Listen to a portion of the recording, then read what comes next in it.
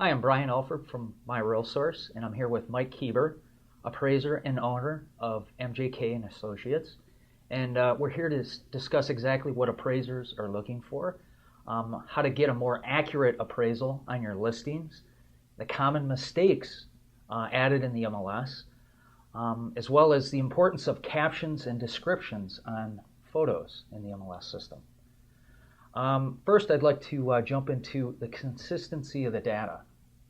Great. Thank you, Brian. I appreciate the opportunity to address these issues. On the appraiser's perspective, we're looking for consistency between the numerical data and the descriptive data at the bottom of the MLS. When there's inconsistencies, of course, our first step of action is to contact the listing agent and to verify the information. And frankly, if we can't reach the agent, we're going to have to make the best choice. I think in most cases we're going to go conservative, which would definitely have a negative impact on the appraisal overall. Yeah, well, it sounds like accuracy is a big point. Absolutely, and a feature of that would be just other than consistency is the pictures. Okay, we're running into instances where the listing agent may only apply the face picture of the subject, no additional pictures. And so when they offer the numerical data or the descriptive information, we would like to see something that would support their narrative. Pictures of the rooms throughout the house to give us a broad overall sense of condition and quality. When we don't see a picture, then we become suspect, and we think that they're not showing that specific room for a reason. So overall, once again, it would have a negative impact on our appraisal. Okay, well, in addition to the photos, we've also recently upgraded photos to high resolution. But can you tell me just the added descriptions and photo captions, the benefits of that? Well, absolutely. When some of the on the MLS is when they say the use of granite. I mean, we want to know to what extent. Is it cover all the counter space in the house? Does it solely pertain to the kitchen? What about the bathrooms and the laundry areas? When they say new flooring, to what extent and where in the house? Updates, upgrades, bathrooms, kitchens. Once again, to what extent?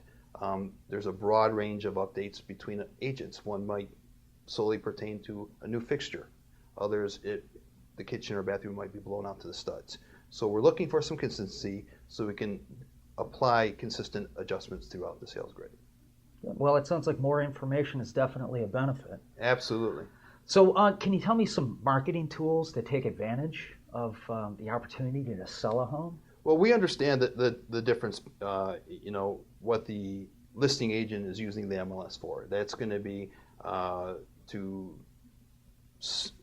solicit prospective purchasers for the property. And we know that there's a little bit of embellishment. We respect that.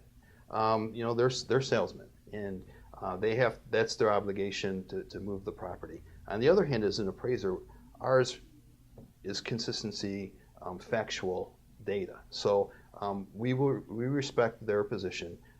That's why it's important to make sure the numerical data and the descriptive information is as adequate and appropriate as much as possible, along with a good picture of the overall subject. Okay, well, you may have gone into this just a little bit earlier, but can you give me some examples of the information that you're looking for? Well, absolutely. We believe that any room count below grade should not be put in the numerical information. That would solely go into the descriptive information. Basement finished, partially finished, baths, lavatories, items such as that. We want to know that, what kind of flooring through the house. Is it all wood? Is there wood and ceramic? That would be in descriptive as well. The more clarity there is in the MLS and the pictures and the information, the better job we can do for the agents. Well, it sounds like more and better information is definitely a good thing in the MLS. But can you tell me some of the common mistakes that occur? Well, yes. First of all, lack of pictures. Inconsistency, like I said before, between the numerical data and the descriptive information. A lot of agents put the source of this information as the PRD, and we feel it would be more appropriate to use an approximation or an estimation instead of the PRD, because we kind of have a tendency to go with that as an initial fact. And then we're finding that it can be erroneous in some instances. We want to make sure that the square footage, like I said, their best estimate or approximation, room count, exterior features like when we come up to a house and 3 sides are aluminum sided and the front's brick faced. I wouldn't necessarily define it as a brick house. So we're just trying to be as accurate and as factual as we can.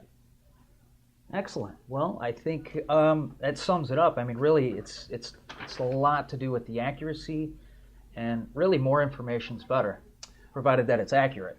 Well, we're right. And another subject is in the income approaches. We're looking for overall square footage. We're looking for individual square footage of each unit, the rent for each unit. So I know we're asking for a lot. I mean, everybody's frantically busy out there. Times are good right now.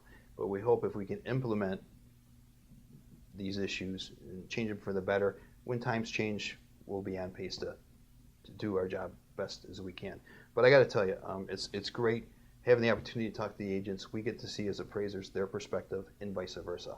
And I think we both walk away better for it.